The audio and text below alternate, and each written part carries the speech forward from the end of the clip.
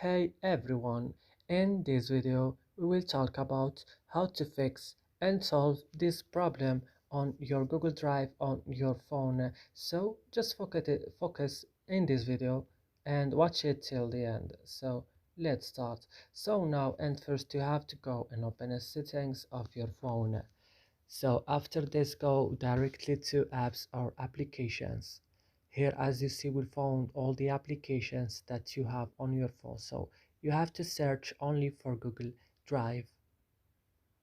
When you found it, click on it like this and then go directly to storage option and go to clear data in the bottom of the screen and then click on clear cache also.